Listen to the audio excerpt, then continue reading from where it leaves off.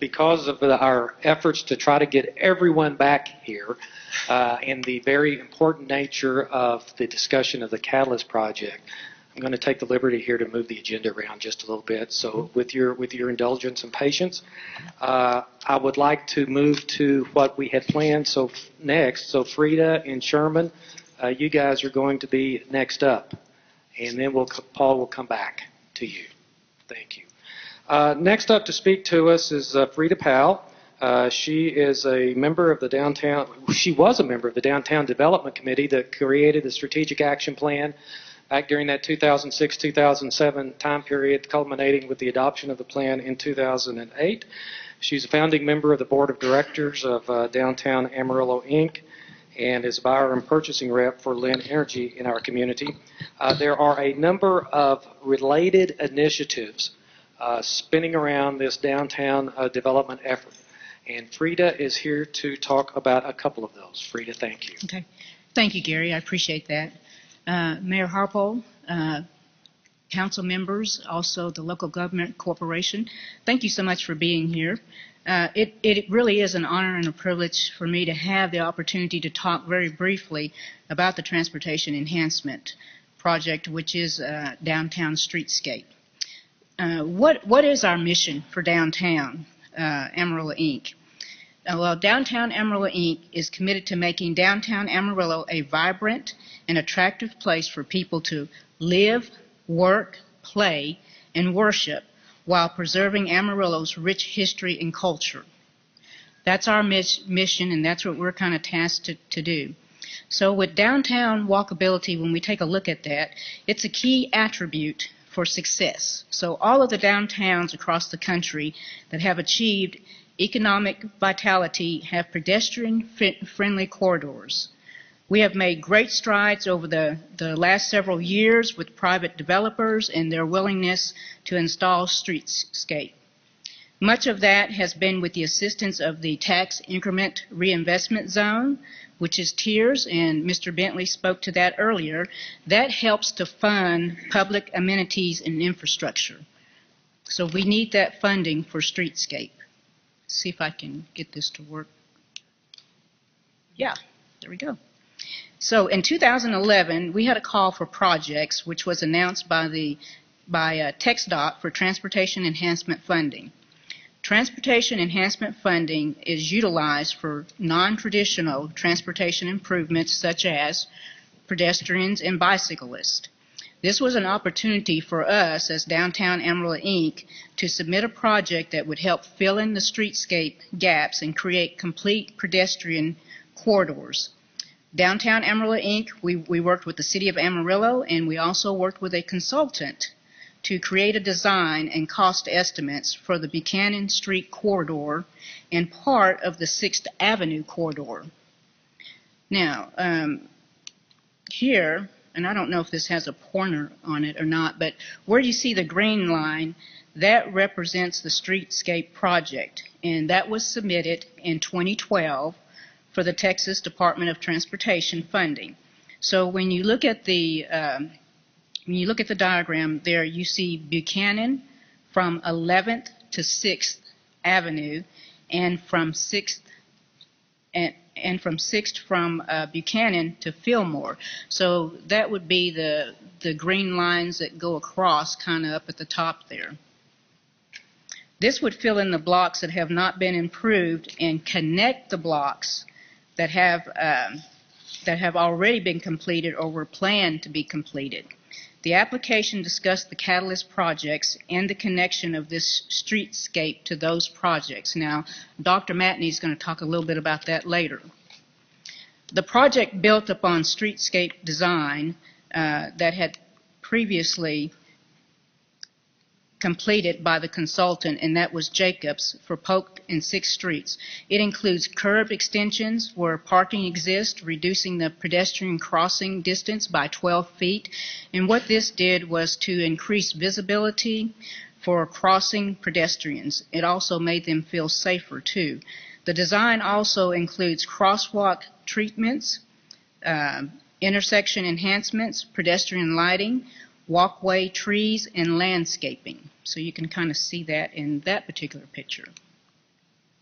Okay, so this is the Buchanan corridor as it exists today. So that's what we're looking at today right there.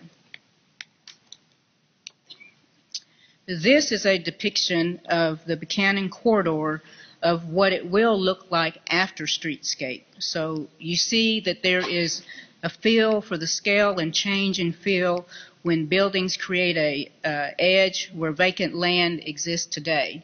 So you have the trees and all the streetscape there, which makes it look a lot nicer. Now this particular picture here is looking west from City Hall as it is today.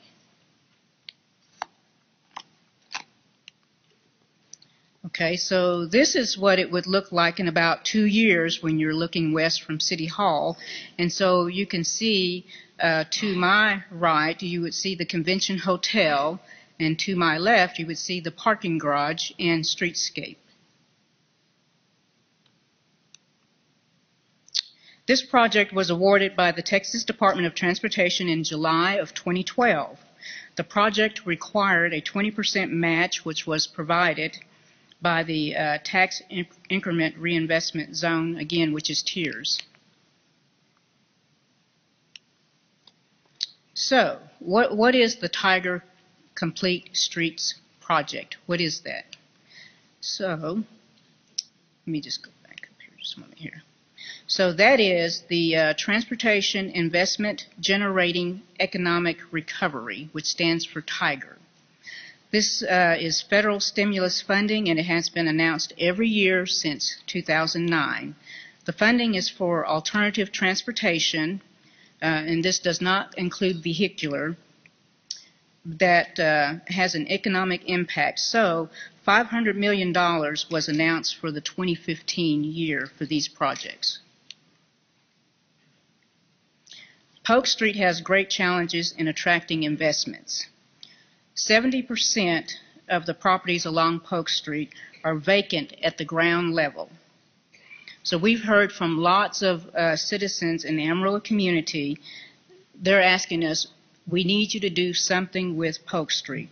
One of those things that we can do is to create a great main street for our city, and we can redesign the right-of-way to attract people and investments. So that's what we've been doing for the past few years, is trying to attract people and investments for downtown Amarillo. Existing conditions such as sidewalks are too narrow for outdoor dining or any outdoor space for that matter. The turn lane is utilized mainly for illegal delivery trucks, and they're usually parking there while they're unloading or loading. There are broken sidewalks. There are uneven sidewalks with multiple levels. We have drainage problems within downtown, and we also face handicap accessibility issues. And we have very little streetscape, as you can see. Tiger funding requires a $10 million minimum grant amount for urban areas, not including the 20% required match. Now, if we're just addressing Polk Street, that would not be a sufficient dollar amount, but also would not be as competitive as it needed to be. Connectivity is an important element for this type of project. So what do we mean by that? We mean we need the connection to activity centers and other modes of transportation. Connection to rails to trails at 7th and Crockett Streets would provide that connectivity. The project connects the rails to trails terminus at 7th and Crockett Streets over the bridge to 6th Street and into and through downtown, and ultimately to the Santa Fe Depot, which could serve as an intermodal transportation hub.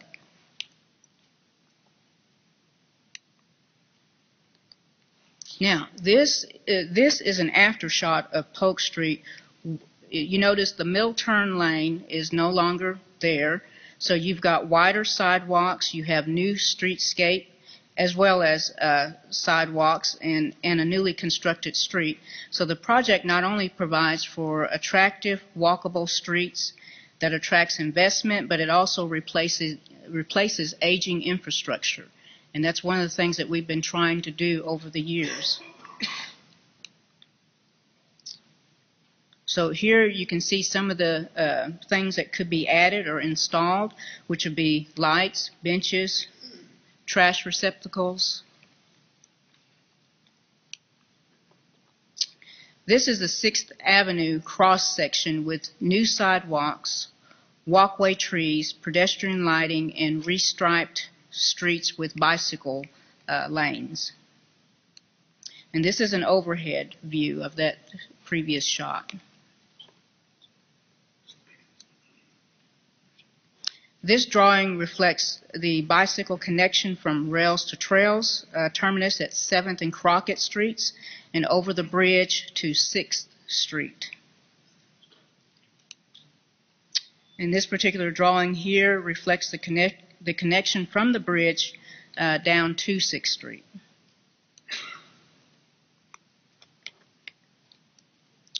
So here you see dedicated bike lanes like this along the entire route of 6th Street in the project scope creates a much safer environment for the bicyclist. This is the quality of life amenity that people increasingly look for when they're thinking about what town do they want to move to or which city do they want to select to live in.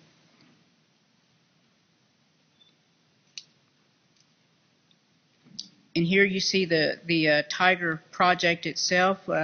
You can see that the total project cost was $17.5. The local match would be 3.5, and then TxDOT funds requested would be 14. So the project application was submitted in June of this year, last month, and then the anticipated decision will be somewhere around November 2015 of this year. So again, I appreciate the opportunity to come and speak to you all, to share a little bit of information, and mainly just to provide some facts and just educate our citizens of Amarillo. So thank you again. I really appreciate that. Thank you, Freda. Any questions? I do have a comment as it relates to the Tiger Initiative. So Potter County recently passed a resolution to support that and endorse that. One of the conversations that we did have with Melissa is really to expand that footprint, which may be in a potential phase, and so we certainly recognize that. But specifically to East Amarillo, 10th and Houston is what we offered. TxDOT preliminary released a draft of the Arthur Street Bridge that is going to go through some renovation. So again, just to get that on everybody's foresight that may be a potential opportunity as well. Okay. Just wanted to share that. Yes, thank you so much. I appreciate that. Thank you. Other questions? Freda, thank you so much. Thank you, Gary. Okay, Sherman Bass is going to speak to us next regarding the Amarillo Civic Center plans. You know, this facility had its beginnings in the 1960s. I can recall as a kid showing up with my dad for the grand tour of the brand new Civic Center. Glenn Campbell was the entertainment for the first show in the Civic Center. And, you know, bless his heart, he's gotten old, and so is the Civic Center. So Sherman, the general manager of the Amarillo Civic Center, is here to talk about the future of this facility. Sherman, before you start, is there anybody here that can get some coffee? It's a long afternoon. This coffee pot is out, you know. And these guys know that when coffee's gone, I'm gone. So I'd like some coffee. Coffee's gone? Yeah, coffee. Okay, we'll get you some. All right, Sherman. Well, thank you. I appreciate this invitation and this opportunity to visit with you a little bit today. I could speak hours about this subject. Unfortunately, I've only been given a few minutes, so I'm going to try to get through it as quickly as I can, but I welcome your questions at the end. I want to give you a brief timeline of where the Amarillo Civic Center complex has been, where it is today, and where we could go in the future. As Mr. Pittner told us at the beginning, the Opera House opened in 1913, I believe. Soon after that, it burned. I believe it was actually replaced twice, but the Municipal Auditorium served our community from 1923 until 1968. It sat just south of this facility. In 1968, the Civic Center opened with two rooms, the Coliseum and the Auditorium. The auditorium had a lobby. The Coliseum had what we call now the North Concourse, which was also served as a lobby. The Coliseum is currently home to the Amarillo Venom indoor football team and the Amarillo Bulls ice hockey. I want to point out, I kind of jumped ahead, the city since 1968 has made investments to expand the Civic Center every 10 to 13 years. That's kind of the timeline I'm giving you here. In 1978, we had our first expansion. That included the South Exhibit Hall and the Regency Room. That was the first true opportunity for the city to book meetings, banquets, and trade shows. Previously, either that North Concourse or the auditorium lobby would be used, thus blocking the Coliseum or the auditorium from their more appropriate use. So it was a big step. In 1990, the Grand Plaza opened. It was previously an outdoor courtyard. It was enclosed and became the first true banquet venue in our facility. It was a huge hit. It was in high demand and continues to be a very popular room. In 2003, we had our third expansion, the North Exhibit Hall and the Heritage Room. We also have a primary use tenant in there, the Visitor Center, that's operated by the Chamber of Commerce's Convention and Visitor Council. The Heritage Room was a big first step for us as it was a true ballroom in our facility, and it remains the largest ballroom in Amarillo. And the North Exhibit Hall was a big step for us because it brought us up to current standards in 2003 for an exhibit space, but it didn't get us connected. Then in 2006, the Globe News Center for the Performing Arts opened, and its primary use tenants are the Symphony, Opera, Lone Star Ballet, and Window on a Wider World. So that's kind of where we've been.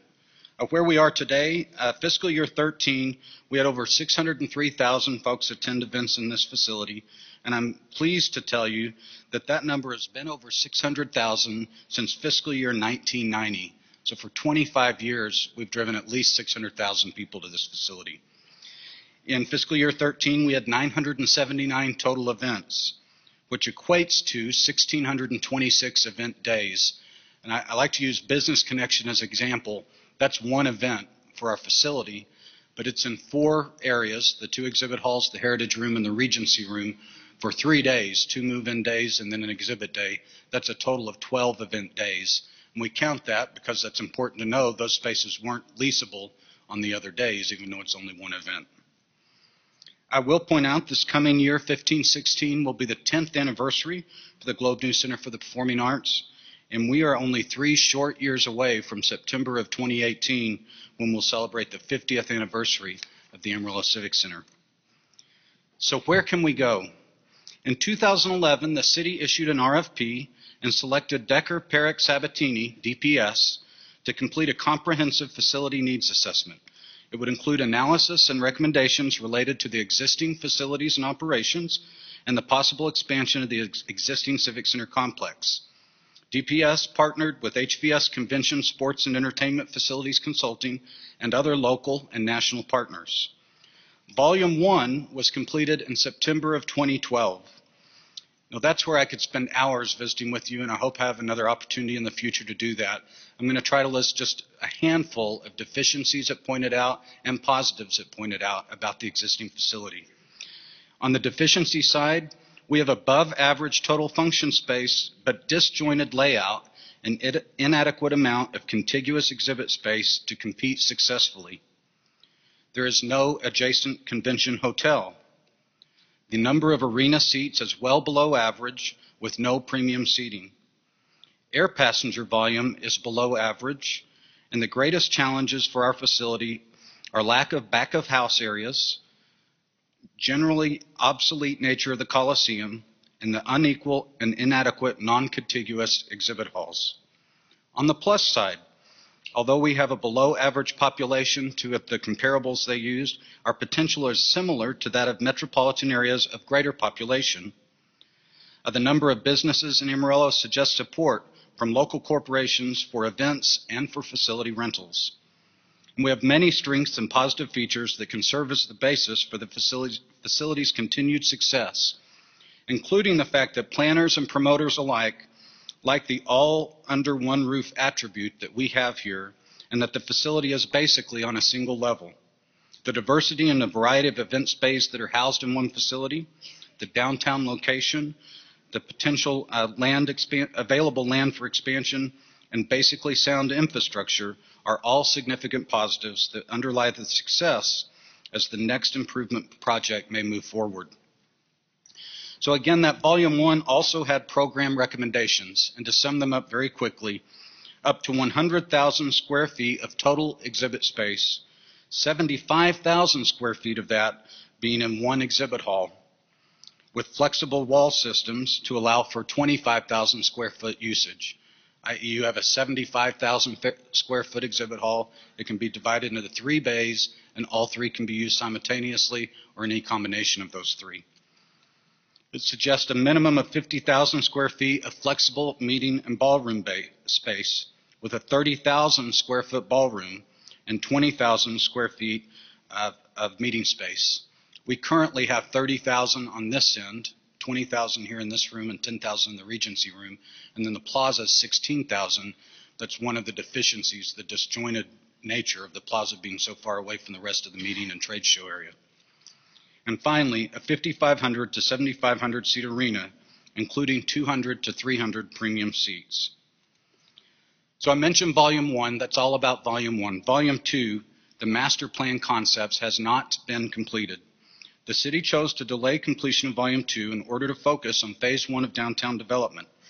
As reported last fall and included in our Civic Center long-term capital budget, the very rough estimate to complete all recommendations is $155 million, and that does not include land acquisition. At some point in the future, we'll pick up Volume 2 and we'll continue with it.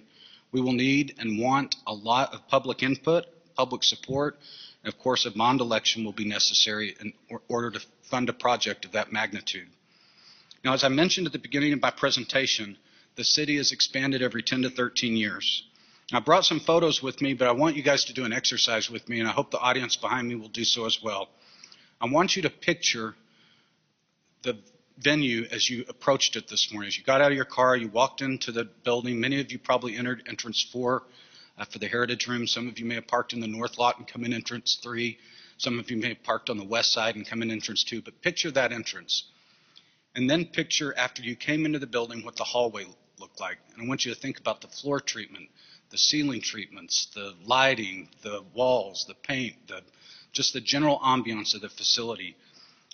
We have a civic center, and we have a civic center that we can be proud of, but our community needs a convention center.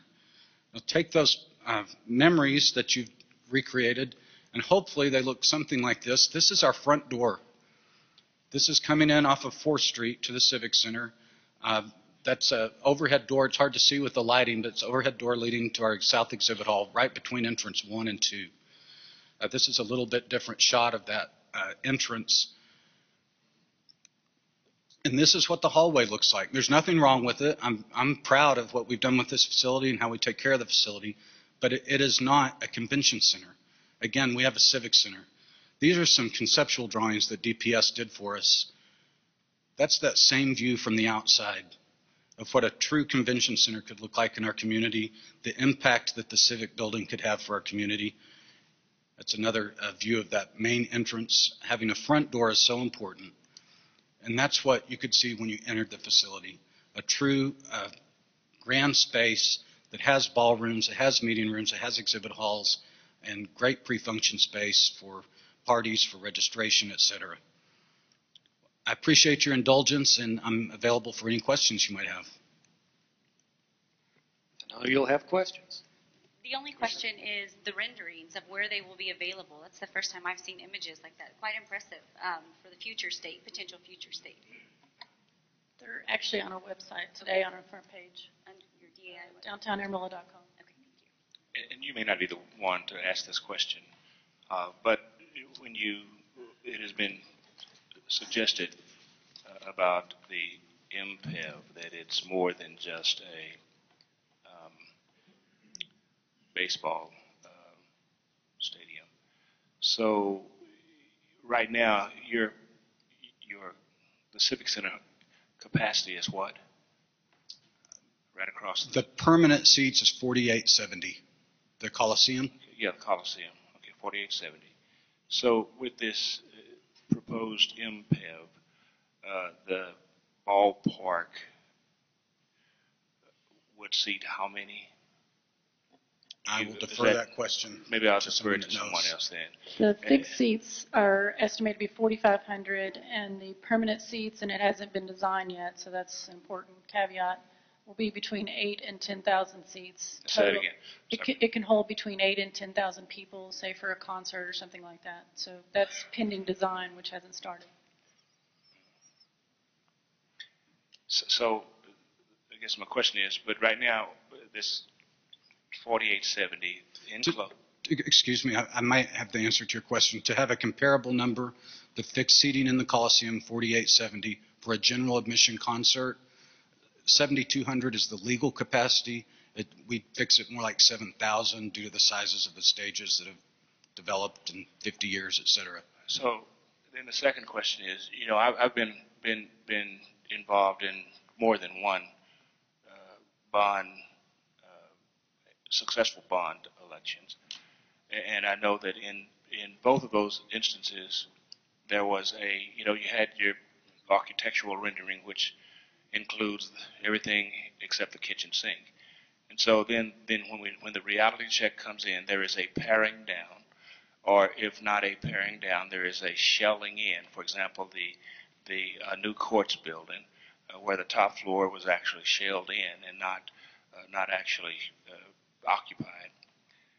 Has anyone considered if you threw out $155 million to use the Cadillac version of what your architectural renderings proposed, and come back with what would it take to expand the Civic Center in less than a Cadillac version today? That has not been considered.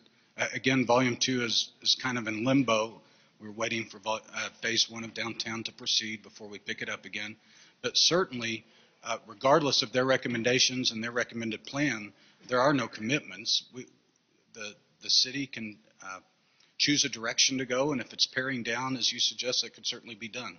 So I guess my final question, this is to anyone, is if right now we have the capacity of 72, you said the legal capacity of 7,200 with permanent seating of 4,870, and we're proposing a MPEV that has a permanent seating of 4,500 with an expanded,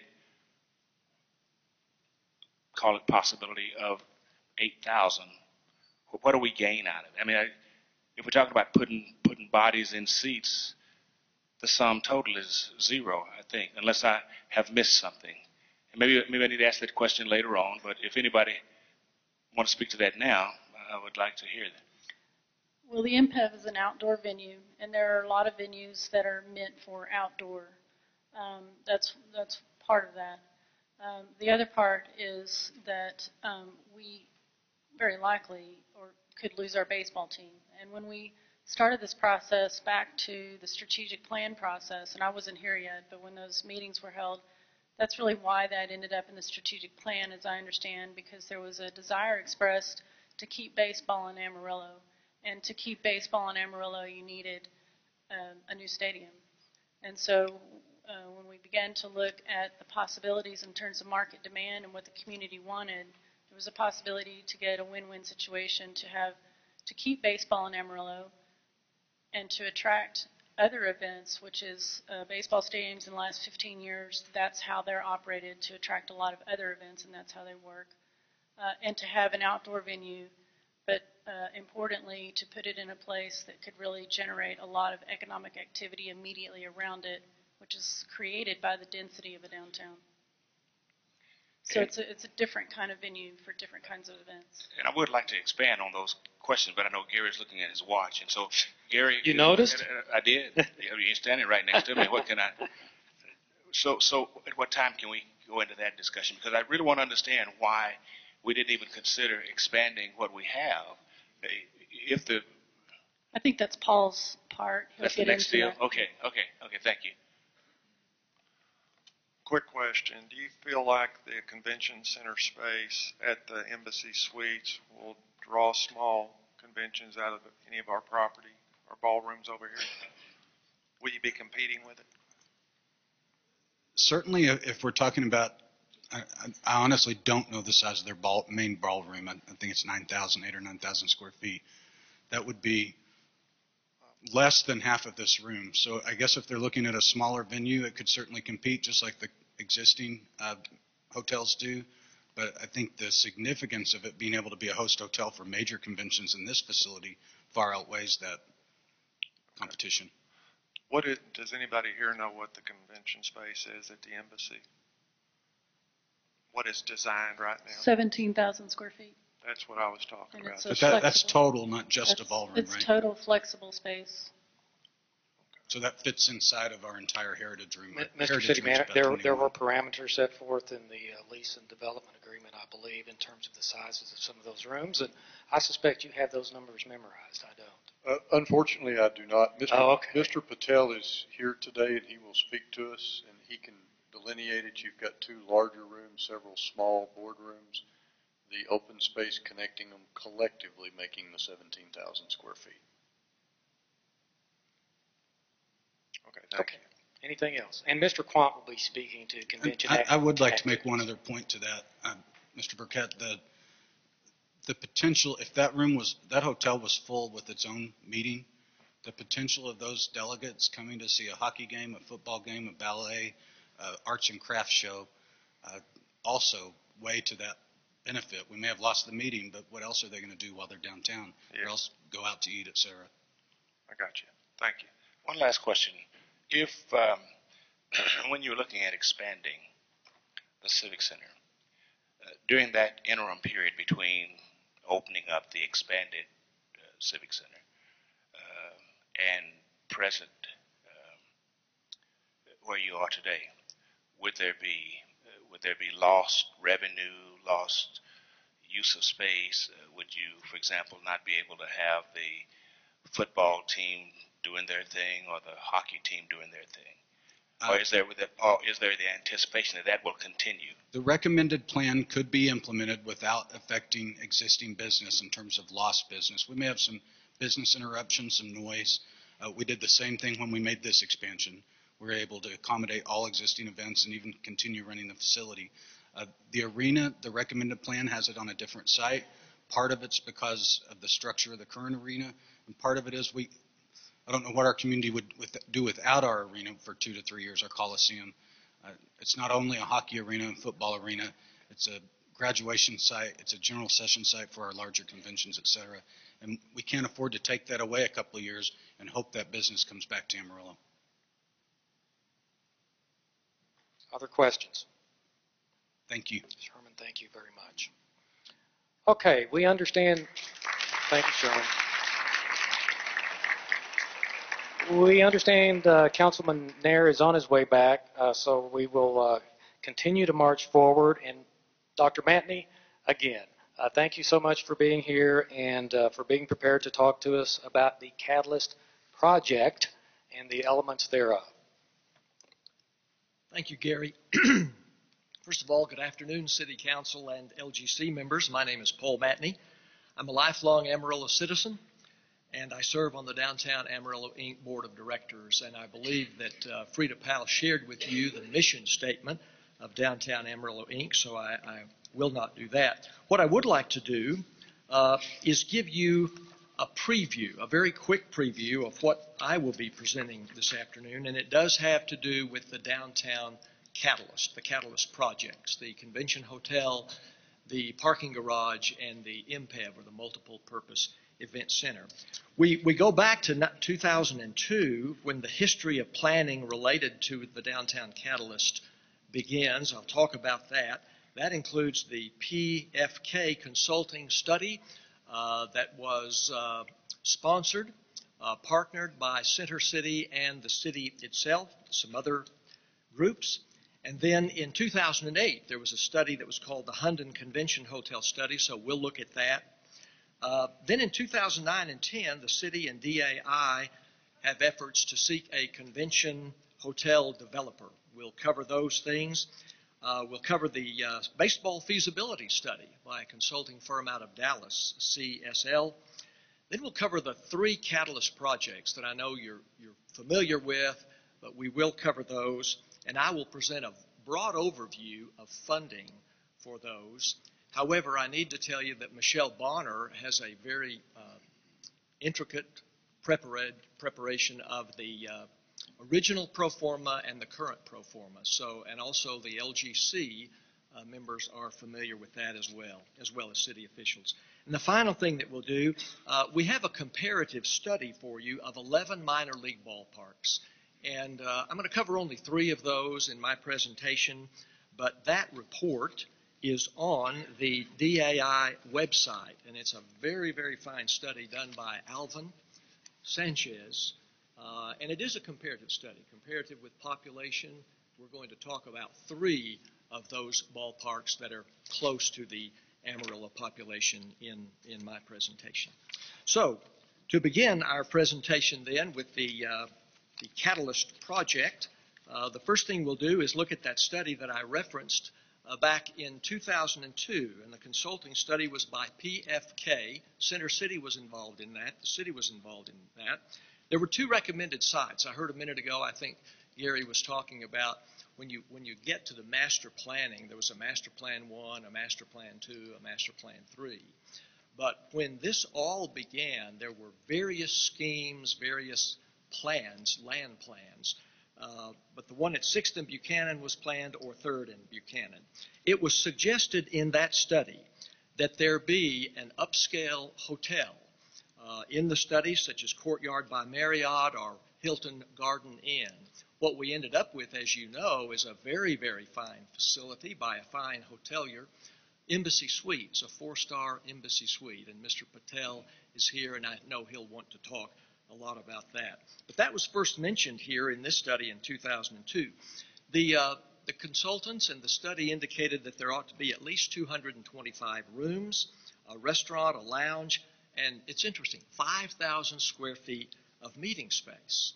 What we ended up with, as Melissa indicated, with this current project is 17,000 square feet of functional space. Also, amenities such as an indoor pool, an exercise room, sundry shop, and adjacent parking.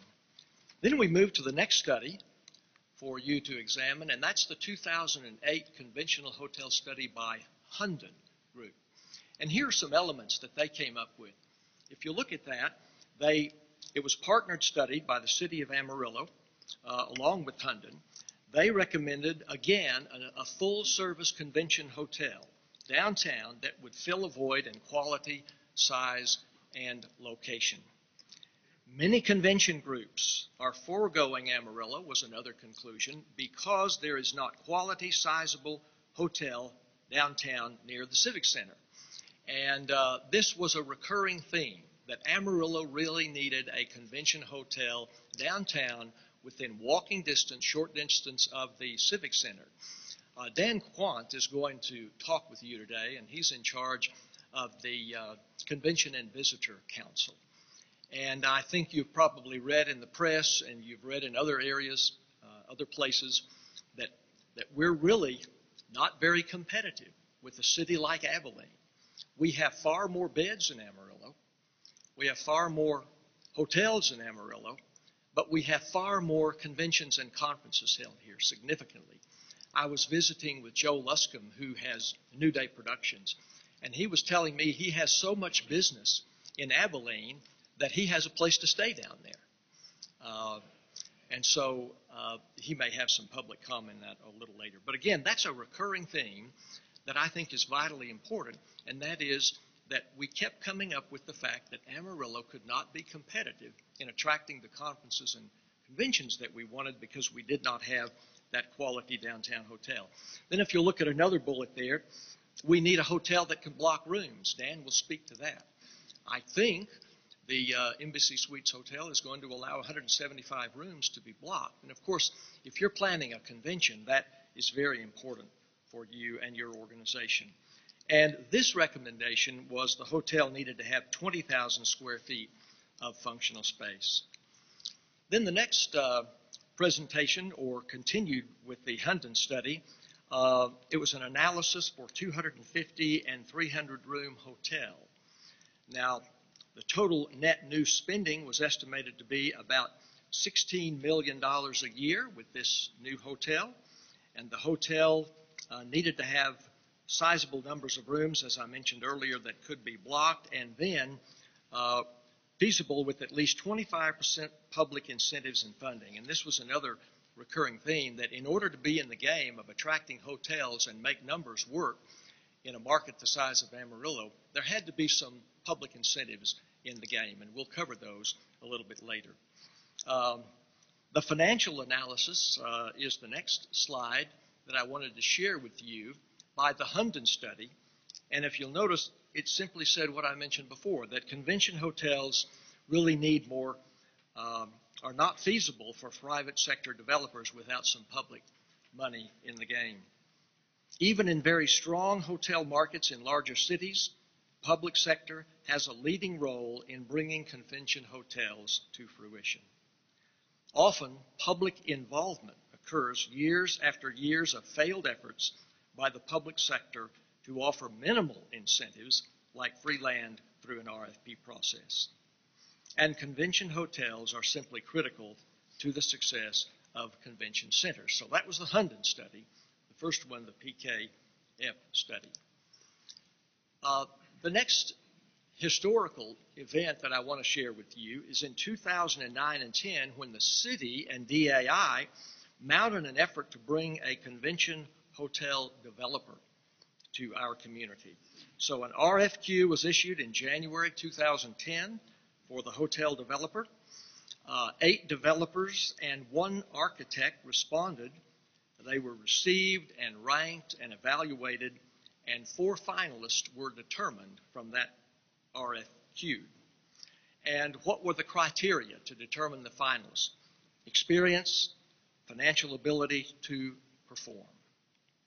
The request for proposals was then drafted in April of 2010. That was after the RFQ went out in January of 2010. And here's the result of that effort. The top 2 applicants withdrew, stating that, 1, the need for greater city incentives for the hotel. In other words, there just needed to be greater public incentives for them to be interested. And number 2, more development in the area, more economic development where their hotel is. They want private investment and amenities for folks to enjoy, to come downtown. We talk about what we're trying to do with this catalyst. It's a substantive change in the area. It is good return on investment because other people invest in private businesses, be it restaurants, be it retail shops. And you'll see that in a moment in the catalyst plan, how those are valuable. All applicants indicated the need for significant public funding and incentives. We continue to get that as a recommendation. The land planning process was underway to explore options for a public-private catalyst project that would have that higher return for the public dollar, meaning drive attendance downtown, drive people downtown for various and sundry reasons with amenities. That RFP was canceled in July of 2010 because it didn't really go anywhere. We really didn't seem to be able to come up with the criteria to attract a hotelier to our city. We'll move to the next feasibility study, and I know some of you are interested in this. The CSL study. I remember going to a meeting, and it was in the Gilliland Education Center in the Globe News Center for Performing Arts. And this organization was there, and they had conducted a marketing study and a demographic study. And what they simply came up with was that Amarillo could support minor league baseball, but that it probably would be in the independent leagues. Probably would be difficult to attract a major league affiliate. They had suggested 4,500 fixed seat, and that is what you're going to see in a moment when we look at the MPEV. They had suggested 12 leisure suites that could be sold, could be leased. And again, they said it looked like the independent league is where we could be most competitive for getting a ball club. Now, we have been in the independent league for about 12 years now. And in just a moment, I'll give you a very short analysis of professional baseball in Amarillo that begins all the way back in 1922 with the Amarillo Gassers and continues for 64 years up until this time. Our biggest time when we were out of baseball was from about 1992 till, let's see, I looked that up. There were about 12 years in there. I think it was in the 80s into the 90s when we didn't have baseball.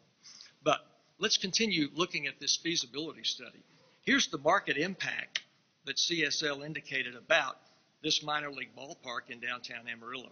They said it would produce about 180 construction jobs, 76 permanent jobs, $136 million in new direct spending over 30 years, $197 million in net new output over 30 years, or total economic impact plus spending created from direct spending. So the total economic impact.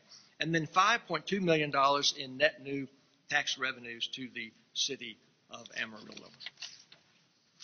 And one other element, and we've talked about this, although the Class A Texas League, we were in that league for a long time in Amarillo, could be a viable option from a geographical standpoint, the relocation of an existing Texas League team is largely unlikely because most of those Texas League teams, with the exception of San Antonio, are tied into a long-term lease of their facility, perhaps a 20-year lease.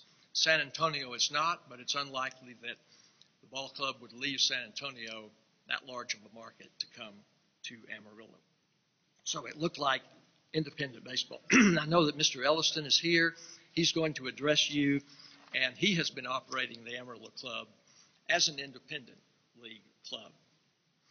The next slide is a projected operating and revenue expense, not for today, but for when this study was issued.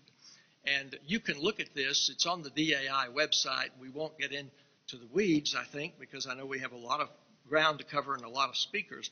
But this study determined the downtown ballpark would be feasible, but the scope of the study was just for baseball.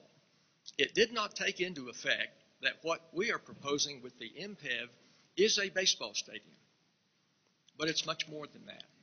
It is an event center. And only about 50 to 55 dates here in Amarillo would be used for baseball games. And there would be 150, 200 or more dates. And I'll give you some comparative data on that. And I think Councilman Demerson had a good question. Well, why build an outdoor 4,500 facility for baseball? Well, we'll talk about our old stadium in just a moment. But one of the reasons we do that is 4,500 fixed seats, but there's lots of seating on the stadium itself, turf, and on the berms that will be out there for all kinds of events, which we will cover in just a moment.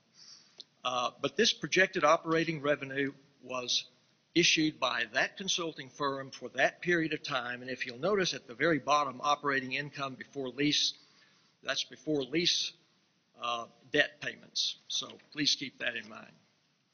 Well, let's leave baseball for just a minute and talk about this catalyst project. Everybody hears the word catalyst. We all know that a catalyst causes some kind of a reaction, you know. And that's what we think this will happen in downtown Amarillo. It creates substantive change. A catalyst is a project whose elements combined, integrated, creating synergy, creates change. It's the sum of the parts are more important than just the individual parts. So what you're going to see in the next couple of minutes is the presentation that these catalysts working together will help each other be successful. And I think you're going to hear speakers today say that their companies made decisions and they're still thinking about making decisions based on the fact that this catalyst project worked so well with each other, all three of the projects. Look at the second bullet there. A catalyst project is on multiple blocks, so it creates an area of interest, activity, and walkability. We've heard several speakers talk about the importance of streetscaping, the importance of aesthetics, the importance of having things to do. What are we going to do? When we go to a big convention, we stay in a convention hotel, We look for restaurants around the area. We look for other activities around the area. So that's one of the things that this does. It creates amenities, opportunities, activities for people. And the great thing about it is it's not just for those people staying in the convention hotel. Those same amenities become available to our own citizens. The millennials, the retired, the older people, like myself, everyone. So it also spurs private interest and investment, creating a high return on public and private investment. In a moment, I'll talk about the ballpark. But if you think about where our current ballpark is, and I've been going to games out there forever, since I was a kid. Lots of emotional attachment, lots of personal attachment. But it's not located in a place that would really, if you poured a lot of money into that ballpark, give you much of a return on your investment. It's not going to stimulate a lot of economic growth out there for folks that are looking for things to do other than baseball. And it draws people to downtown. The next slide is just a Globe News article. It appeared on September 30th, 2010. Big plans for downtown. And this was an article on the planning and the Catalyst project. And it emphasized in the article, from speakers' recommendations, the importance of developing the projects together. So I'll just read the lead. A convention hotel, parking garage, and other large-scale venues for downtown Amarillo might not be financially feasible if developed separately, but together they could help make each other successful, according to Downtown Amarillo, Inc. and others. The next is Public Interactive Design Workshop. I remember going to this workshop in the Civic Center on a Saturday morning. And what we had were models of 3 plans. And there was input. And we went around the table, and consultants were there, and they were talking about, well, what do you think we need? What kind of aesthetics? Where do things need to be? How would things be walkable? But this was June the 25th, 2011. The purpose was to discuss the Catalyst project and gain input on the design for the convention hotel. And you can see the gentleman there is showing a model and then asking folks, what do you think about this? Remember that meeting. The next slide, very quickly. On August the 23rd, 1911, the headline, panel move forward with downtown plan. So the city council votes unanimously to move forward with the downtown Catalyst plan. I'll just read the lead.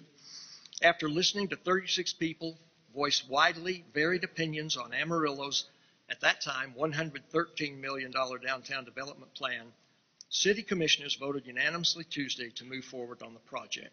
So the green light was given.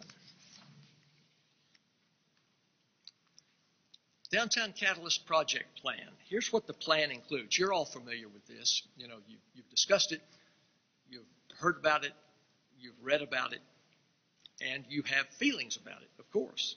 The 3 elements again, the convention hotel, the parking garage, and the multi-purpose event center. All of the elements are linked financially in creating market demand for each other. The whole is more important than the individual parts. Together, the 3 Catalyst projects can make each other successful. The projects work together, not separately. The Catalyst projects maximize a return on public investment by stimulating private investment. We continue to drive that home. The next slide simply shows these 3 pieces and tries to graphically impress upon the reader or the viewer that when one piece is removed, it's likely that the other 2 would not work or might not work. Here's the Downtown Catalyst project and how much it cost. $45 million, almost all of that is private money by Newcrest Image. We have a $15.9 million parking garage and a $32.2 million multi-purpose event center / ballpark. And this is down from that original $113 million that you saw in the original plan.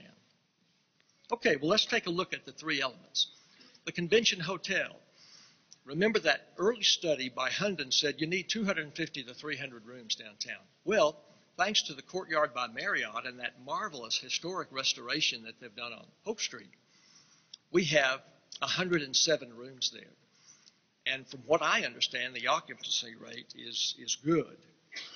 But if you add to that the 300 rooms, and it was then lowered to 225, for the convention hotel that's now being proposed, it was right-sized to fit Amarillo.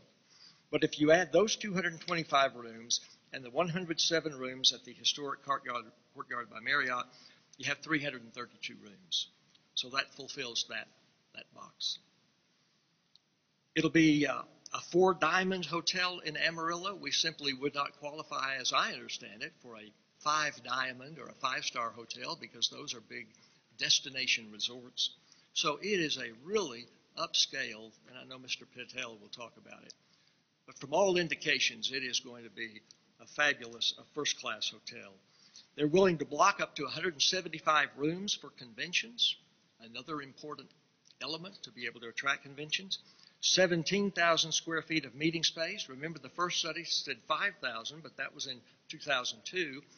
The next study indicated 20,000. We're going to have 17,000.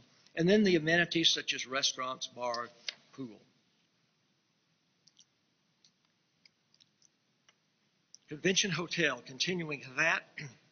Here's the funding, $45 million with private investment by Newcrest Image. $45 million. That almost breaks the mold for what many consultants and folks tell you about attracting downtown convention hotels. Oftentimes, there must be more significant public incentives to get hoteliers to develop. So this turned out quite nicely for this Catalyst project. Newcrest will build the building, the city will own the building free and clear, and Newcrest will receive an 80-year lease. Instead of the city funding the hotel significantly, there's a small investment there, TERS money, streetscaping. The city has a little larger part in the game for the garage and the MPEV. Okay, let's finish up with the convention hotel. Public incentives generated by the hotel would be granted, such as limited rebated property sales, hotel occupancy tax, generated by that hotel, not by generated all of the hotels, but just the hotel occupancy tax generated. So the incentives that this hotel are getting are being driven by and being developed by the hotel itself. And I believe that Scott Bentley mentioned a little bit of that in the $2.7 million that's in the funding formula. Well, let's move to the parking garage.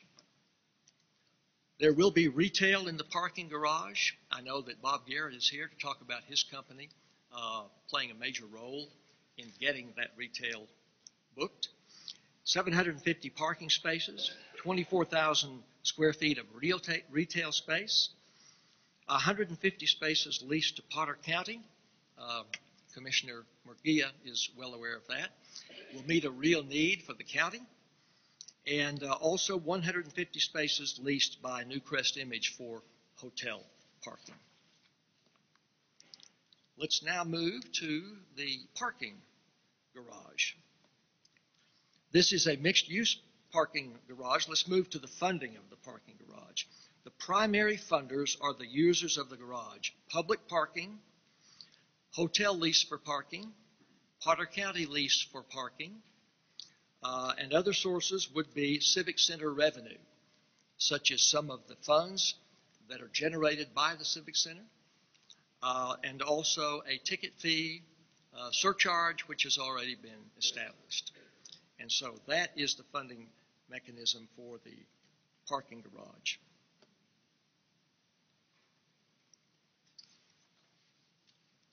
We'll move to the multi-purpose event center. As as Councilman Demerson asked, 4,500 fixed seats, but 8,000 to 10,000 maximum capacity. Where those people sit?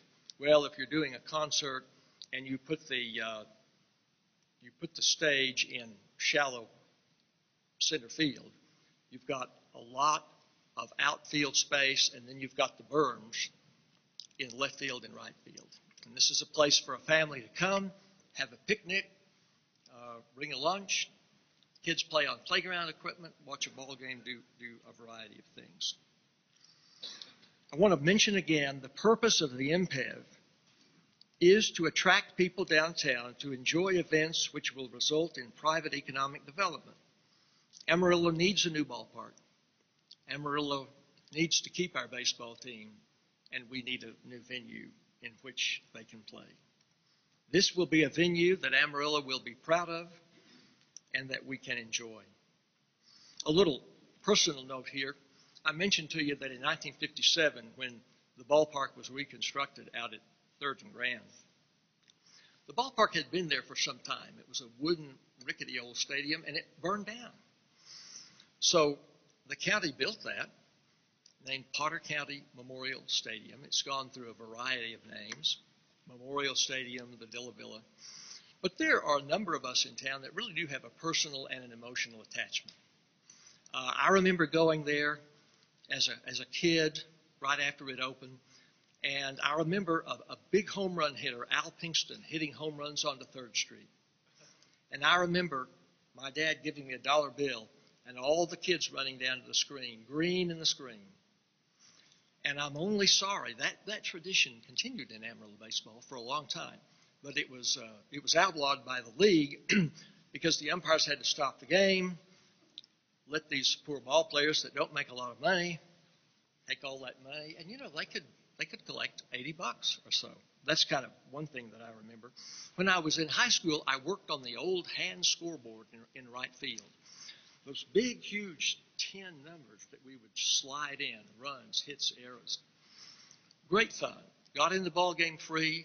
1965, we were the Amarillo Sonics.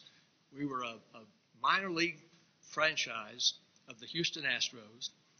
$3 a game, and I got in free. And I was in professional baseball.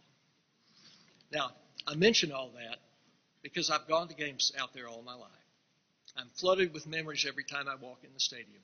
Friday night, when the Thunderheads return for them road trip, I'll be at the ball game. I'll be in the press box. I'll do public address announcing, not to make a whole lot of money, but because I just enjoy it. With that said, and to be as kind as I can to the grand old lady, because she is a grand old lady, she is near end of life. That ballpark does not have the amenities for fans, for players, for concessionaires, for the press that it really needs. All you need to do is to go to one of these minor league ballparks in some of the cities I'm going to mention in just a moment, and you'll see she is a grand old lady, but she has served her purpose well. The lights, the field. Now, I think the operators, past and present, are doing a terrific job. The county's doing the best they can to support them. But I love that stadium, but this town needs a new MPEV ballpark. Just to let you know, we used to be a farm club of the New York Yankees, of the San Diego Padres, of the Houston Astros, and of the San Francisco Giants. And that's the kind of baseball that we've had since 1922, over 64 of those seasons. Okay, enough of that personal stuff. Let's talk about how you fund the MPEV. 64% public money. There will be a lease payment from the operator. Now, the LGC hasn't had an opportunity to begin negotiations on yet. That step has not yet occurred. What is in the budget is $250,000 a year for the operator. That could be negotiated. The big player, hotel occupancy tax, and that would come from hotels across the city, as I understand it. And then some garage revenues as well. So you have 64% MPEV, for the MPEV, 64% public, and the private of $11.6 million there. Okay, now, what I'd like to do is quickly, and I'm getting toward the end of my presentation, I'm sure you're glad, let's take a look at three ballparks. 3 minor league ballparks. In the study, Alvin has put together 11 ballparks in Amarillo. Here's the Birmingham Barons. Look at the population. Close to Amarillo. We're close to 200,000. This is 212,000. The ballpark was built in 2013. You're going to notice a lot of these ballparks are relatively new, since the year 2000. Seating capacity, 8,500 with 6,250 fixed seats. Now, that stadium cost $42 million without the land. But the stadium cost $42 million. But look at the number of non-baseball events. This is what I'd really like to stress. When people say multiple purpose event center, what's a baseball stadium? Yes, it is. But it's much more. Here are some types of events held. Wedding receptions. Who in their right mind would have a wedding reception at a ballpark? Some people would. Corporate events, banquets, holiday fireworks, birthday, other parties. Now let's look at some of the funding here. And we're not going to get into the weeds too much because it's hard to see. But this was totally public debt. This was a ballpark with the land and things other than the ballpark. They passed a $64 million bond issue, and that increased the city lodging tax by 3.5%. So it wasn't like general obligation bonds, but it was all public. They played 85 ball games in that. They have a minor league team. University of Alabama at Birmingham plays 15 games. They had over 115 non-baseball events. There's an example. The next slide shows you the economic impact. What did that ballpark help do for that area? Well, there was a wonderful Empire Hotel, an old historic Empire Hotel that was completely renovated for $25 million.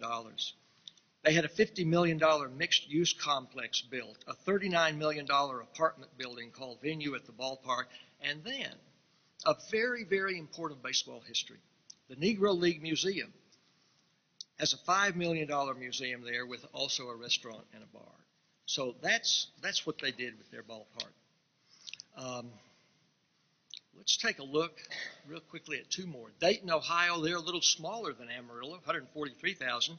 Ballpark's a little older, built in 2000, 8,200 capacity, 7,200 fixed seats. They spent about $29 million, a little less than what this proposal is having here in Amarillo.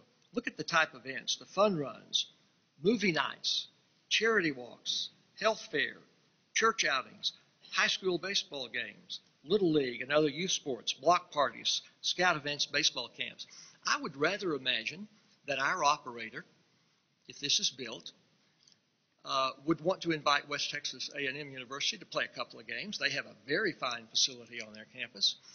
I think they would like to do what AISD has done with Dick Bivens Stadium. Every year in August, they kick off the football season with double headers for 2 weekends, small schools that they invite in.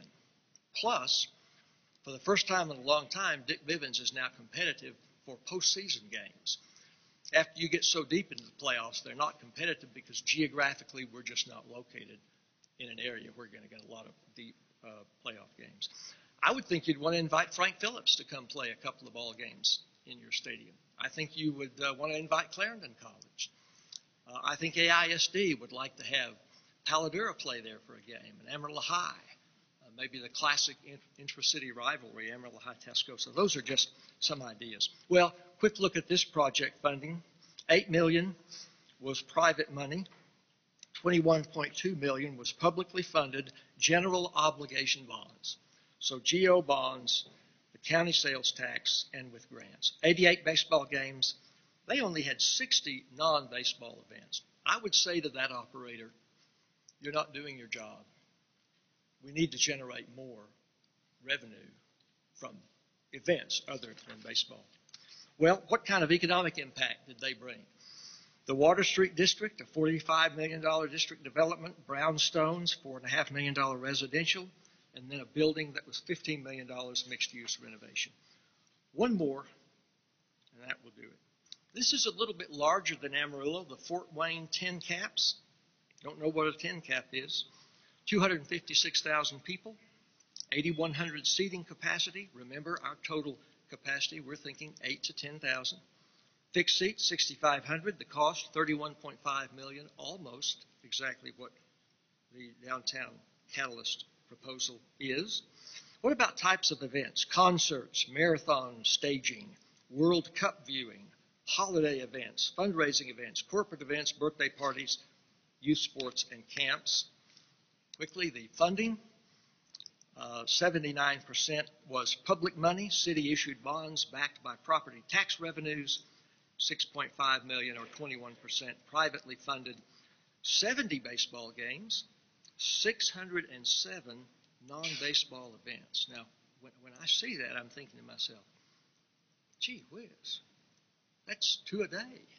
You know, that's a lot of non. So, not sure how they do that, but let me close my presentation by simply flashing through, well, let's take a look at economic impact at this ballpark.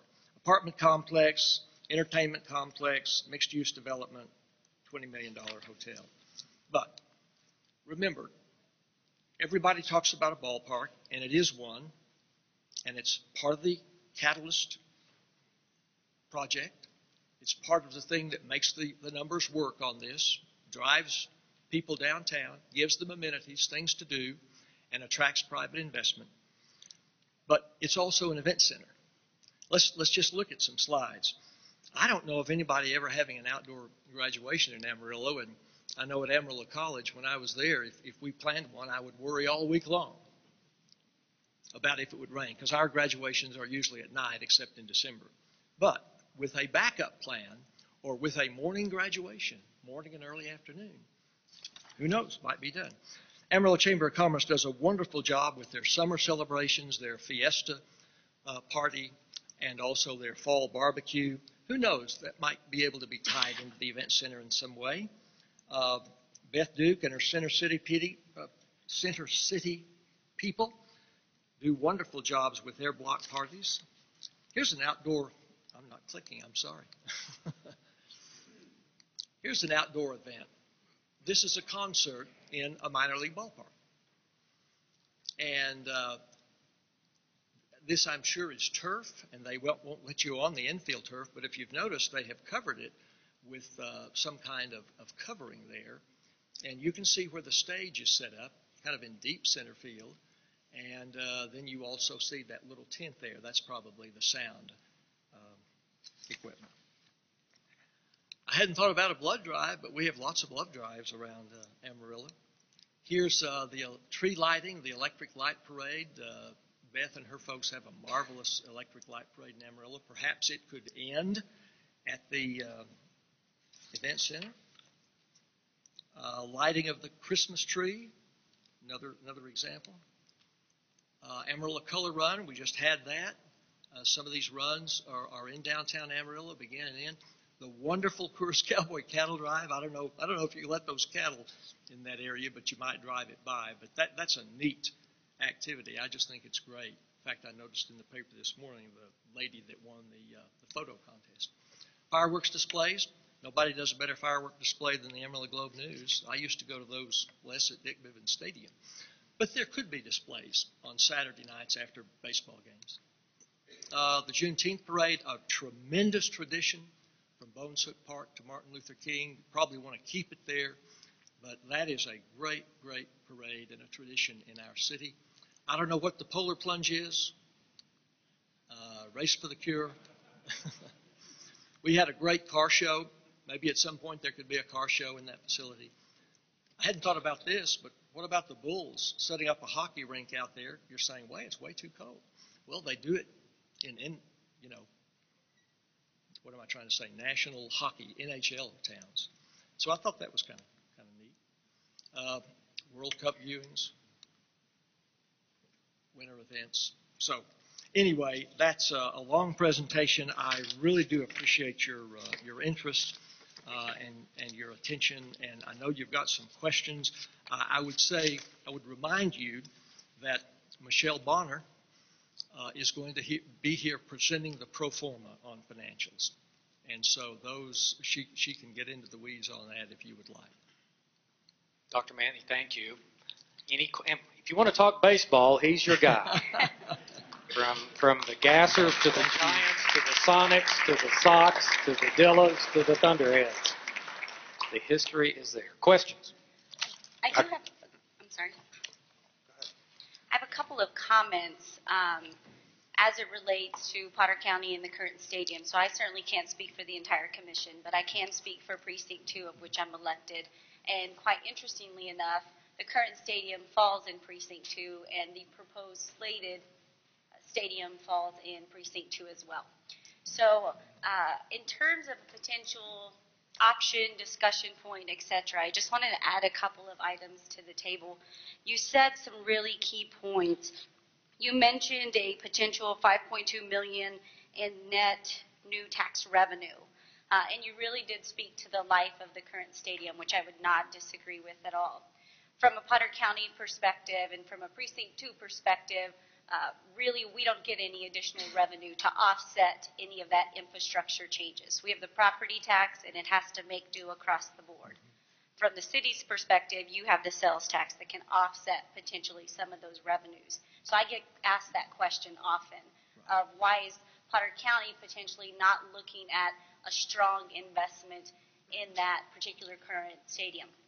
So I bring as another option in a discussion to the table is it would be really, from my perspective, an ideal state if that truly was the current stadium I'm speaking of, if it really was a true public city-county partnership. Because you really said something, Dr. Matney, that it hit home.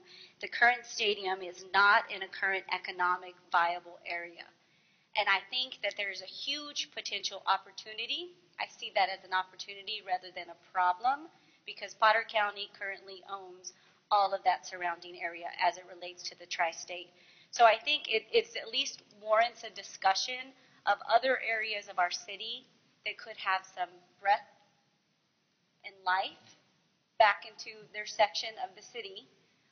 But I say that at the same time, really echoing that I would not disagree with the need for downtown development, and I would not disagree with the need for an event venue.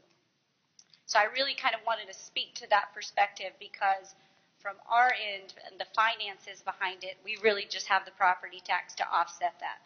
So it would be an ideal state to really say if we want to keep baseball in Amarillo, which I think we do, there's been a theme that is the future, how can we start to work more aggressively together and at the same time complementing a vision to expand that in other areas of the city. So I just kind of say that as a comment because I know that we'll continue to discuss that, and it is being discussed currently. Commissioner, I appreciate those comments.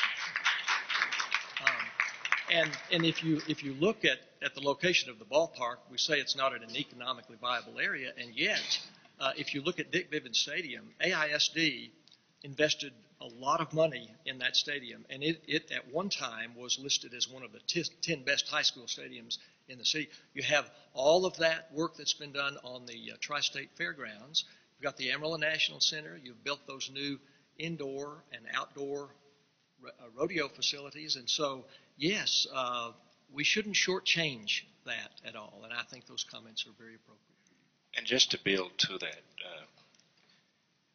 and that's kind of what we've asked the question, or I've asked the question, particularly with the opportunity to align, not just look at city versus Potter County versus Randall County, but as a community.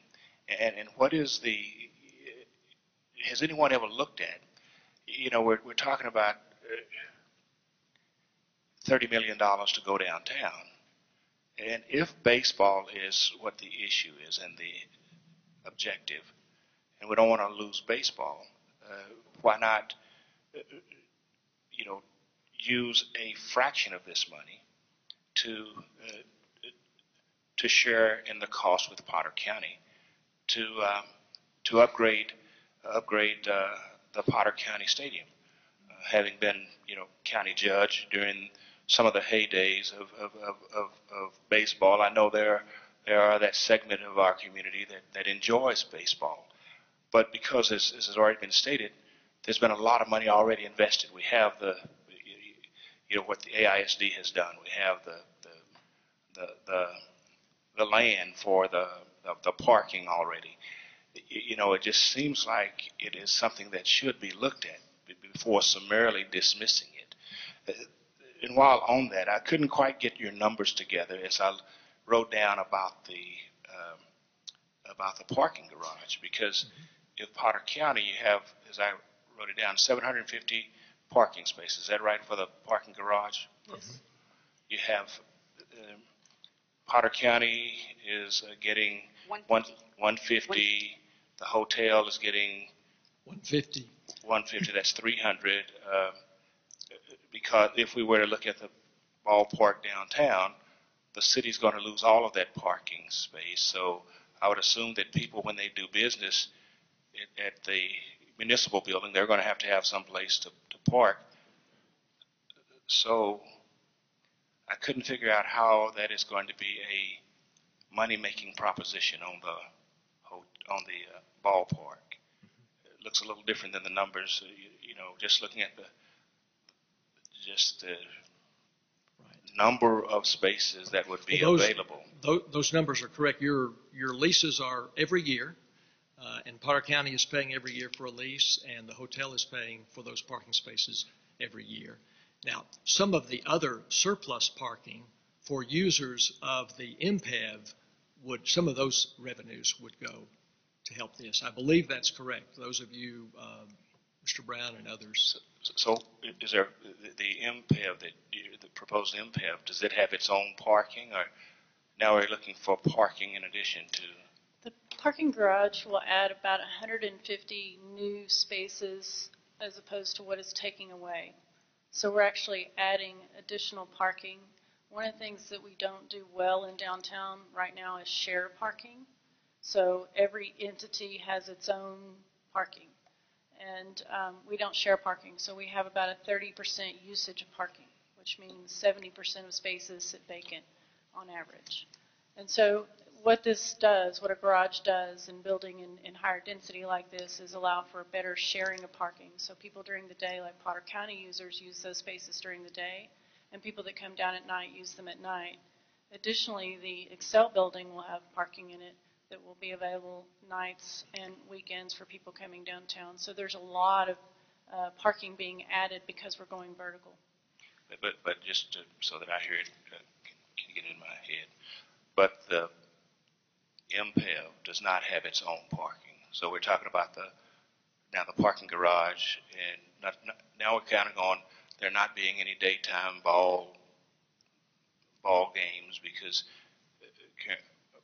based on what you just said to me, we're hoping that Potter County is not working in, and so the parking garage is going to utilize that parking for MPEV activities. People will not be restricted, of course, to parking in the parking garage. We have about 2,000 spaces in the Civic Center alone within a couple of blocks, within about 3 blocks of the MPEV, where people can park. So, and then you add to that the 2 parking garages that are being added. Most people that come to ball games don't come alone, and so it accounts for that in terms of how many cars you might anticipate, say, if it were full. For special events, I think that there needs to be parking management, and that we would need to look at, for example, if there was a large concert, you'd need to look at shuttling, having a space where people can park and shuttle people in to make it more efficient. I did want to answer your other question too, or I don't know if it's a question, comment, about giving consideration to the location, what we should do. We spent a significant amount of time in 2010, 2011. I recognize people in the process change, but with the city and DAI speaking with Potter County Commission at that time, and that was probably a 2-year-long process in terms of looking at and discussing, and that was when there was an RFQ for a new baseball team operator going on, and so there were a whole series of meetings with the Potter County Commission at that time to discuss what was best in terms of retaining a baseball team, what was best for the city. So it wasn't just sidelined and not considered. There was a lot of discussion about it for about a 2-year period. The other thing to point out is the tier zone, when it was qualified, it was scrutinized very carefully by the Attorney General. They had to do a study, and that was certainly viewed as an economic zone that needed work. Then what came about is the plan that these catalyst projects, things working together, would provide the impetus for that growth. And we also talked about that catalyst in all the other cities we looked at, expanded sort of like a donut. That was the center of the donut, but certainly you see things in other areas. I know we don't want to compare ourselves to other cities, but we see it in Denver, we see it in, I saw it in Crested Butte, Colorado. I mean, I saw it in all sorts of areas where outside that initial zone, that core zone, you see this growth and infusion. One of the best examples is Oklahoma City, 3,000 apartment units that weren't included at first, but now are there just north of Bricktown. And so we see that around the country, and we model it after that. Obviously, it would help to have Potter County, but you also have a limited pot to work with. And the design was studied very carefully about where you do it. And, you know, I was one of the early people that said, I don't know about a ballpark downtown. It doesn't make any sense. We went through this path, and I said, gee, it makes sense to rebuild Potter County Stadium. As I learned and I grew, something like what's going on today, I saw that the path for the city and thereby the county to do a very complete job, this was sort of the path that was discussed, and I was convinced then to change my view and look at this as a comprehensive catalyst plan. It is difficult to get all these complex concepts in a very long meeting today because it took place over a 10-year period. Paul, I have a question for you, a couple questions. The cities you just mentioned, Birmingham, Dayton, and Fort Wayne, do they all have a major league affiliate? Are they AA, AAA, single A? Are they any of them in the independent league? That is an excellent question, and quite frankly, I don't think we have that in the data, but we can find out.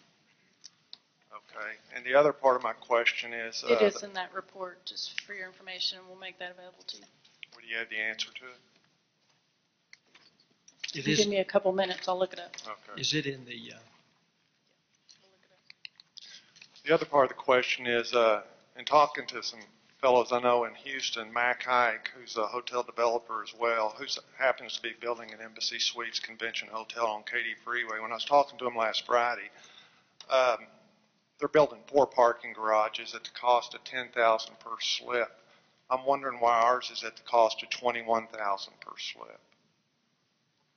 We have to haul the concrete from Dallas, and they don't. That's the biggest difference. Okay. And not all parking structures are created equal, I think is fair to say, as well from an amenity and a look standpoint. And so that needs to be considered in addition to just in the cost of the garage, does that include the retail around it? Does it include the retail space around it? I think does it include finish out, Mr. Brown? It does not include finish, it includes shell. It does include shell? Shell, but not finish out. The roof and the walls, but not the finish out. We're doing the outside walls, but depending on what retail goes in, that would be developed by, and you'll hear a presentation about that soon. We're in the middle of negotiating the retail spot as we speak, but generally speaking, this is to build the entire garage, but we're not going to pour concrete inside the retail space until we have the retail tenant in hand telling us exactly what they need. Okay, thank you. Mr. Burkett, we'll get that information on independent versus major league affiliate. I have a couple of questions real fast. Dr. Matney, I have a lot that are probably outside of the realm here of what you're talking about, so I won't get into that too much. Can we get a copy of that CSL study? It's also, we'll give you copies, but it's also on the front page of our website digitally. Okay. Yeah, again, that study was completed, I believe, in 2010. There were public meetings regarding that study, and it's been out there on the website since then. So it's out there for everybody to take a look at. Okay. I've looked at that. When I did the initial research on this, I just didn't know if we had copies of other people haven't, like for distribution. I didn't bring them today. It's a thick study, okay. But we certainly have it available. At the time that it was done, we probably printed 1,000 of them. Okay. I know that there's now state money coming into Amarillo for the Commerce Building for WT. It's about $7 million, from what I understand. I could have this wrong. if they get their matching funds and that building goes ahead for WT, would you consider that to be a catalyst project? Well, I think what we're looking for is the development of downtown Amarillo, and certainly the Commerce Building is in downtown Amarillo, and I think all of us are supportive of WT having a more significant presence here. And they've got a plan that, goes for years and years and years. Yeah, it just looked like it fit the criteria of a catalyst project. Yeah, of course, it's the catalyst project, Mark, one of the things that it talks about is relatively close to another. Now, relative is an interesting phrase that can be interpreted many different ways. But it creates that walkability in Civic Plaza, the walkability from the hotel restaurant to get to the event center, the walkability to shop in a retail, the walkability to go from the Globe News Center to meetings in the convention. So that really is a tight Oh, I get you. area. So are you excluding Polk Street from that definition then? Well, Polk Street's very important to us because that's our main street. And so Right. that's why we're seeing, hopefully the Tiger Project, which has been, the application has been approved. So you can call downtown Amarillo. It's not just a certain area. This is an important part of it because of that Civic Center and the amenities here. But it's a much larger area. Well, and that's what I was asking you, if we would define the WT building as something in a catalyst. It is defined as a catalyst project in the strategic action plan where it suggests that we should have a presence downtown of higher education. And so that's happened. Your co-host today, the Local Government Corporation, had nothing to do with it. I'm just trying to define, But it so is- we might have two catalyst projects going on. Well, I wish we had a lot of them, but Okay, good. Typically, a catalyst project is one that drives a lot of different types of users for your downtown.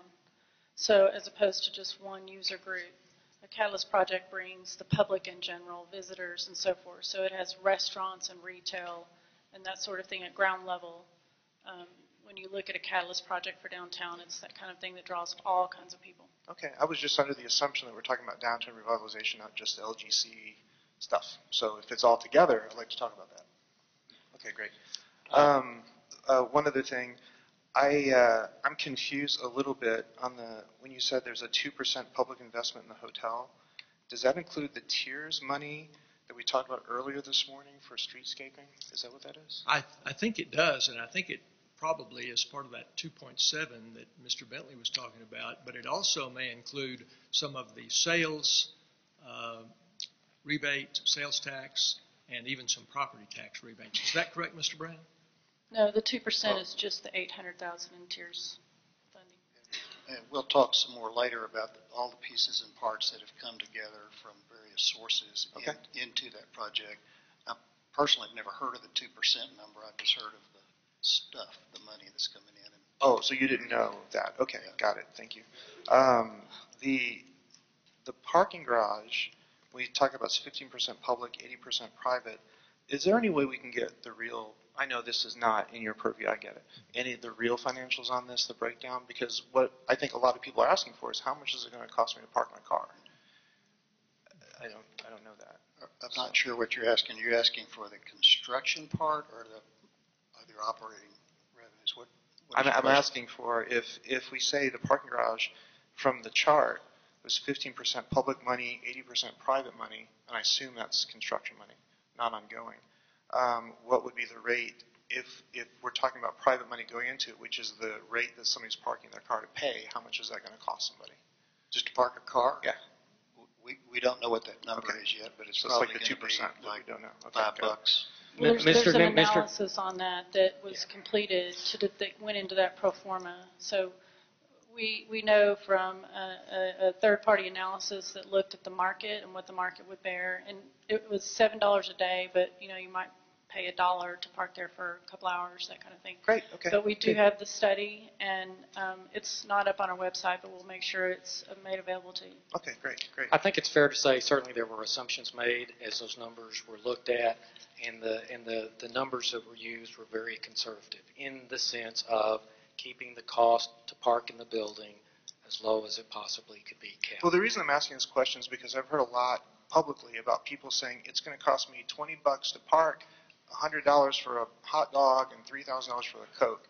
And so I'm just trying to get us so that everybody here understands. I think the what we're $3,000 for a Coke may be accurate, but the rest of it's not. Well, Coca-Cola's getting its money all sorts of ways in this project. I want to say that's all an exaggeration. I'll have to answer the press later on that.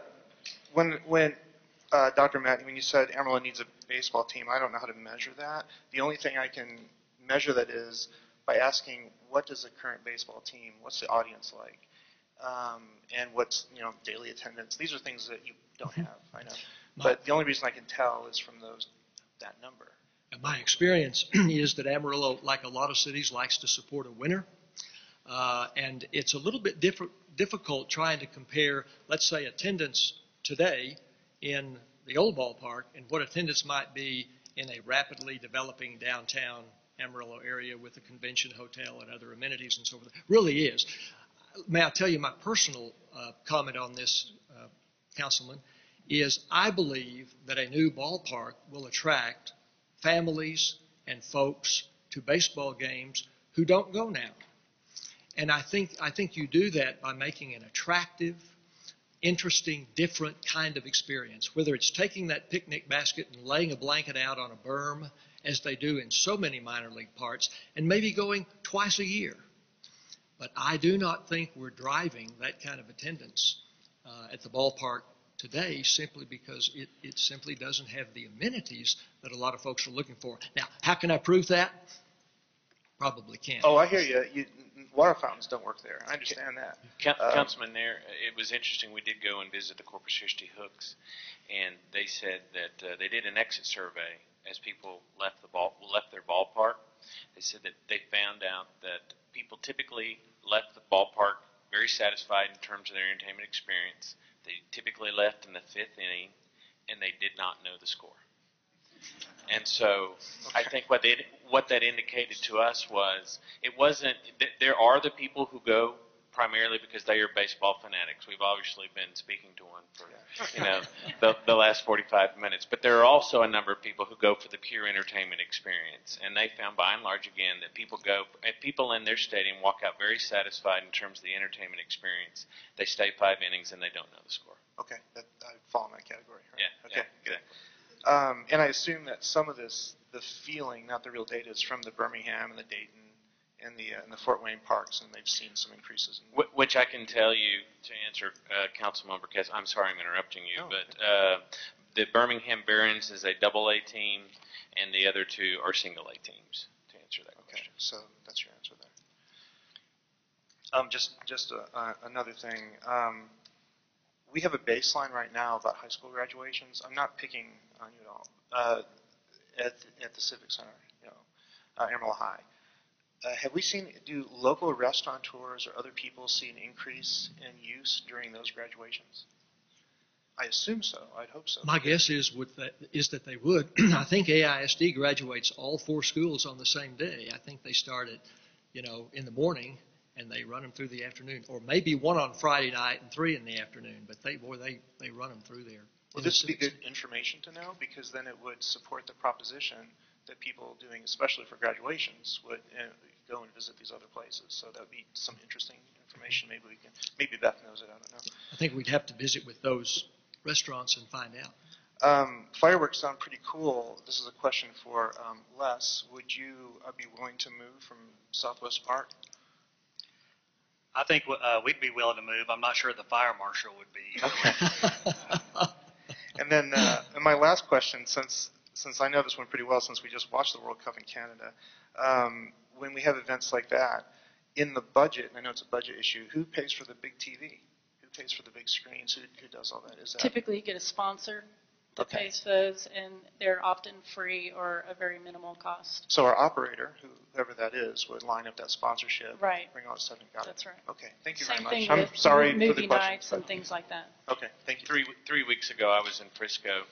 Stayed at the Embassy Suites across from the ballpark, and didn't know, but there was actually a free movie night at the ballpark, and it was sponsored by a local grocer and made free. There was a ton of people there, so I think there's some great opportunities for that. John, Melissa, I was told that as far as the use, when you put these other events, it would be a artificial turf surface with a big mat that goes down, and even if someone throws a darn cigarette down there, it won't hurt it.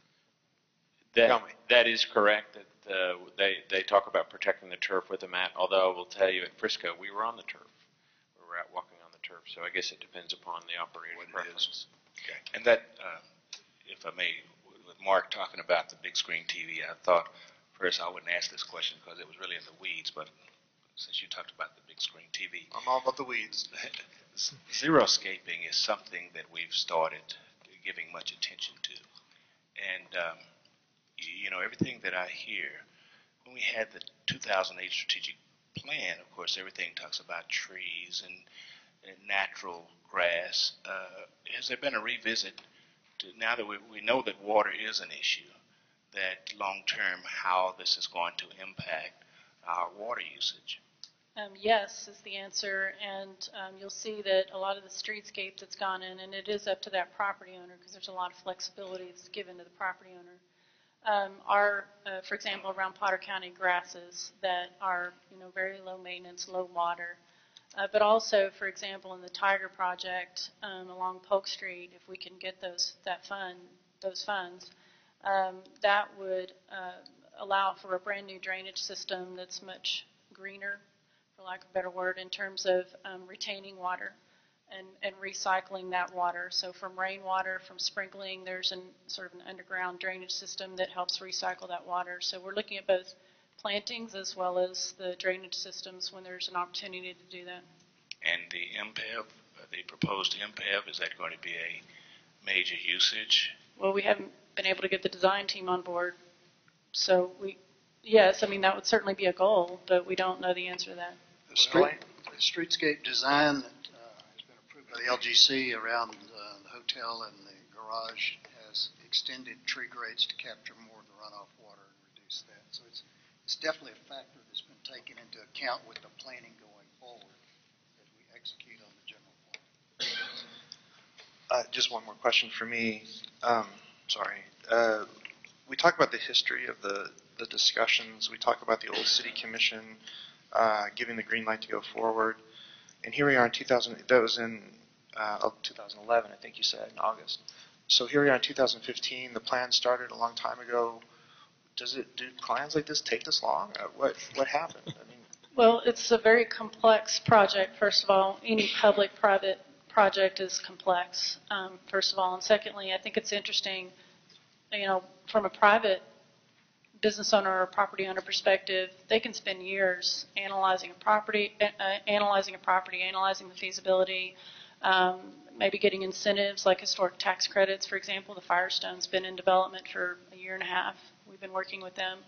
And then, going forward with identifying funding, getting public input. So what's interesting is with a private project, there's a long process, perhaps not quite as long because they're not as complex, but there's a long process of evaluation that occurs quietly. And what happens is they will come out and say, voila, we're going to do this project because they've done all the work quietly and behind the scenes. With a project like this, it's public. Every step of the way is public, and so it seems like it's taking a very long time, but it's more complex than a private project. It requires public input. We've had hundreds and hundreds of public meetings on this to make sure everybody's involved, and we're meeting again to talk about it as the players change, which is fine, but it's part of that process. So I think it's the dual factor of just being more complicated and also the fact that every step of the way it's in the public realm as opposed to a private project, which is not. And beyond that, let me point out that 2008 plan had a 10-year planning horizon, 2018.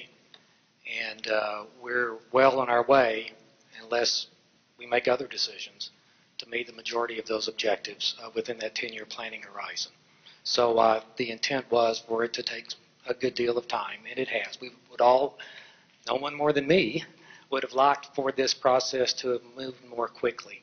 But there have been reasons for that. There have been reasons to exercise good stewardship along the way to get to what is now a very viable project, in my personal opinion, because of that time that's been spent and the diligence that's been exercised. It just strikes me that I'm brand new, and a lot of things I hear is we need to decide something quickly because then something happens, something drastic, or a comet hits or something, I don't know.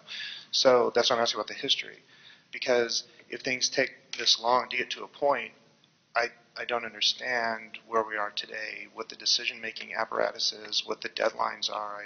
I don't know what we're asking the action. Commissioner, I'll speak specifically to that later on the agenda. Okay, fine. Okay. Thanks. Thank you, Paul. Thank you very much.